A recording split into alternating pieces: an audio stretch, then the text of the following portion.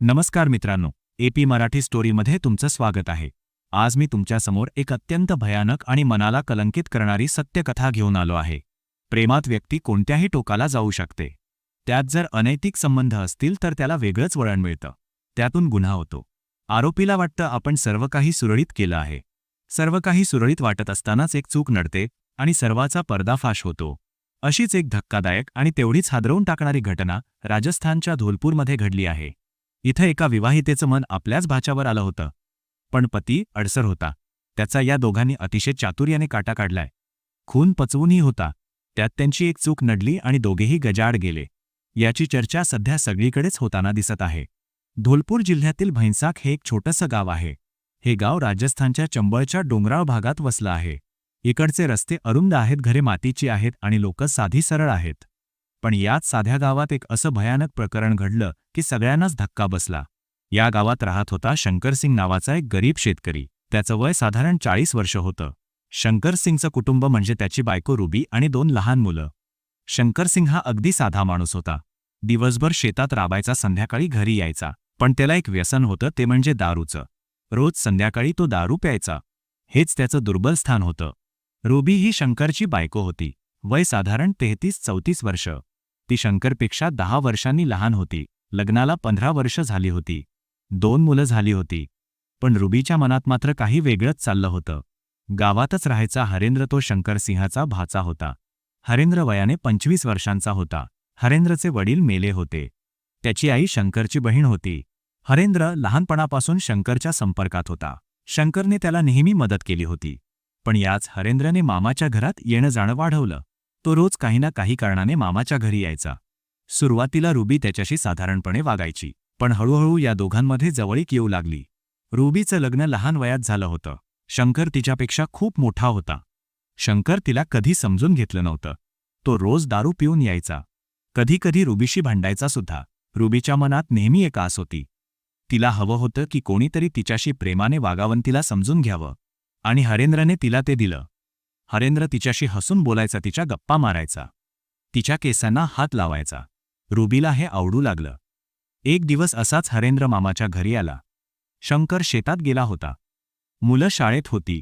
घरात फक्त रुबी आणि हरेंद्र होते. रुबी स्वयंपाक करत होती. हरेंद्र मागून आला आणि त्याने रुबीला कमरेपासून मागून धरलं. रुबीने विरोध केला नाही. त्या दिवसापासून त्यांचं नातं बदललं. दोघं एकमेकांच्या प्रेमात पडले. हे प्रेम नव्हतं, हा एक विकार होता. नात्याची सगळी बंधनं मोडून हे दोघं एकमेकांत इतके गुंतले की त्यांना सभोवतालचं काही दिसेनासं झालं. गावात हळूहळू कुजबूज सुरू झाली. शेजारच्या बायका रुबीकडे बोटं दाखवू लागल्या. पण रुबीला काहीच फरक पडत नव्हता. तिला फक्त हरेंद्र हवा होता. शंकर मात्र अजूनही अंधारात होता. त्याला काहीच कळलं नव्हतं. तो रोज दारू पिऊन यायचा आणि झोपी जायचा. पण एक दिवस अचानक शंकर लवकर घरी आला. तो येतो तर पाहतो की हरेंद्र आणि रुबी जवळ बसले आहेत. त्यांच्या बोलण्यात काहीतरी गुपचूप होतं.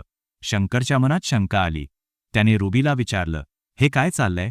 रुबीने लगेच सांगितलं, काही नाही. हरेंद्र आपल्या शेतातल्या कामाबद्दल बोलत होता. पण शंकरचं समाधान झालं नाही. त्याने हरेंद्राला उद्या शेतात यायला सांगितलं आणि पाठवून दिलं. त्या रात्री शंकरने रुबीशी खूप बोलणं केलं. तो म्हणाला, गावात तुझ्याबद्दल वाईट बोललं जातं. तू हरेंद्रपासून अंतर ठेव. रुबीने मान हलवली. पण तिच्या मनात काही वेगळंच चाललं होतं. हरेंद्रशिवाय तिला आता जगायचं नव्हतं. शंकर तिच्या वाटेतला दगड होता. हा दगड हटवायचा होता. दुसऱ्या दिवशी रुबीने हरेंद्रला गुप्त भेट घेतली. ती म्हणाली, हरेंद्र मामाला काहीतरी कळल्यासारखं वाटतं. आपण काहीतरी करायला हवं. हरेंद्र घाबरला. तो म्हणाला, पण काय करू शकतो आपण? रुबीच्या डोळ्यांत एक भयानक चमक होती. ती म्हणाली, मामाचा काटा काढायचा. हरेंद्र अवाक झाला. त्याला खून करायची हिंमत नव्हती. पण रुबीने त्याला समजावलं. ती म्हणाली, मामा दारू पितो. आपण त्याच्या दारूत काहीतरी टाकू.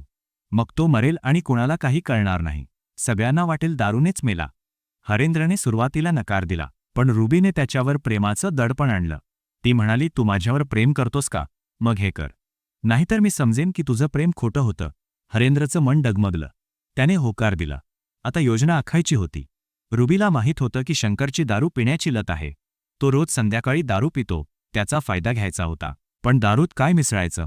हरेंद्रला शेतीच्या कामात कीटकनाशक वापरायची सवय होती. त्याला माहीत होतं की हे कीटकनाशक किती घातक आहे. त्याने रुबीला सांगितलं, मी शेतात वापरतो ते कीटकनाशक खूप ताकदीचं असतं. ते दारूत मिसळलं तर माणूस मरू शकतो. रुबीच्या चेहऱ्यावर समाधान पसरलं. ती म्हणाली, छान, मग तेच वापरू. आता वेळ निवडायची होती. हरेंद्रने ठरवलं की शंकरला शेतात बोलवायचं, शेतात नेऊन दारू पाजायची, मग घरी सोडून यायचं. कोणाला शंका येणार नाही. 11 महिन्यांपूर्वीची ती रात्र होती. हरेंद्र सकाळीच शंकरकडे आला. तो म्हणाला, मामा, आज संध्याकाळी माझ्या शेतात या.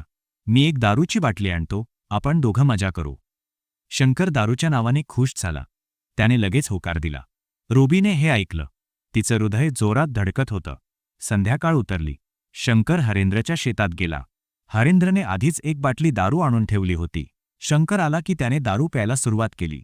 थोड्या वेळाने हरेंद्र म्हणाला, मामा, तुम्ही थोडं इकडे बसा, मी आणखी दारू आणतो. शंकर बसला. हरेंद्र दुसरीकडे गेला. त्याने आधीच एका छोट्याशा भांड्यात कीटकनाशक आणून ठेवलं होतं. त्याने ते शंकरच्या दारूच्या बाटलीत टाकलं. थोडा वेळ हलवलं. मग तो बाटली घेऊन शंकरकडे गेला.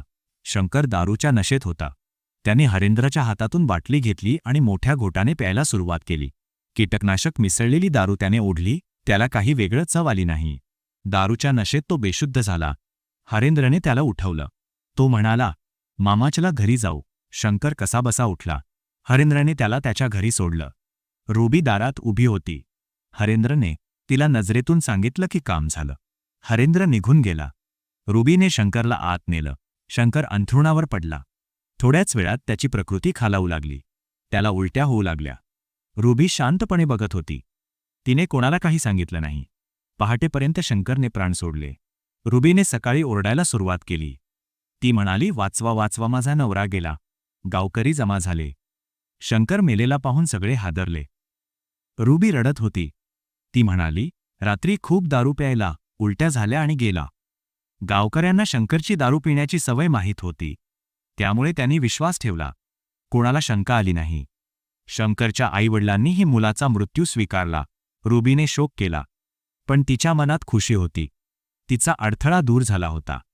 शंकरच्या मृत्यूनंतर काही दिवसांतच रुबी आणि हरेंद्र पुन्हा भेटू लागले. गावात पुन्हा चर्चा सुरू झाली. पण रुबीला काहीच फरक पडत नव्हता. तिला वाटलं सगळं सुरळीत झालंय. शंकरच्या मृत्यूला काही दिवस झाले. पोलिसांनी मृत्यूची नोंद केली होती. शवविच्छेदनासाठी शंकरचा मृतदेह रुग्णालयात पाठवला होता. पण दारूच्या नशेत मृत्यू झाल्याचं सुरुवातीच्या तपासात दिसून आलं. पोलिसांनी फाईल बंद केली. पण शंकरच्या आईवडिलांच्या मनात मात्र शंका होती. ते रुबीच्या वर्तनाकडे बघत होते. शंकरच्या मृत्यूनंतर रुबी हरेंद्रबरोबर खूप दिसत होती. एकदा शंकरची आई रुबीकडे गेली. तिने पाहिलं की हरेंद्र घरात बसला आहे. रुबी त्याच्याजवळ बसली होती. दोघं हसत होते. शंकरच्या आईला हे पाहून राग आला. ती घरी गेली आणि तिने आपल्या नवऱ्याला सांगितलं, मला वाटतं शंकरचा मृत्यू नैसर्गिक नव्हता. या दोघांनी काहीतरी केलंय. शंकरच्या वडिलांनी पोलिसांत तक्रार करायचं ठरवलं. ते धोलपूर पोलीस ठाण्यात गेले. त्यांनी सांगितलं, माझ्या मुलाचा मृत्यू झाल्याला काही महिने झाले, पण मला वाटतं त्याची बायको आणि भाचा यांचा यात हात आहे. कृपया पुन्हा तपास करा. पोलिसांनी त्यांची तक्रार गांभीर्याने घेतली. त्यांनी शंकरच्या मृत्यूची फाईल काढली. शवविच्छेदनाचा अहवाल पाहिला. त्यात मृत्यूचं नेमकं कारण स्पष्ट नव्हतं. पोलिसांनी मृतदेहाचे नमुने फॉरेन्सिक सायन्स लॅबोरेटरीमध्ये पाठवले होते. ते नमुने तपासणीसाठी पाठवले गेले होते.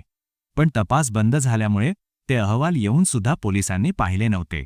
आता पोलिसांनी ते अहवाल मागवले. काही दिवसांत अहवाल आला. तो पाहून पोलिसांचे धाबे दणाणले. अहवालात स्पष्ट लिहिलं होतं की शंकरसिंहच्या मृत्यूचं कारण कीटकनाशक विषबाधा आहे. त्याच्या पोटात ऑर्गनोफॉस्फेट नावाचं कीटकनाशक आढळून आलं. हे कीटकनाशक शेतीत वापरलं जातं. पोलिसांना आता खात्री पटली की हा खून आहे.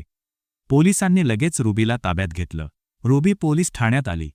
ती म्हणाली, मला काही माहीत नाही. माझा नवरा दारूने मेला.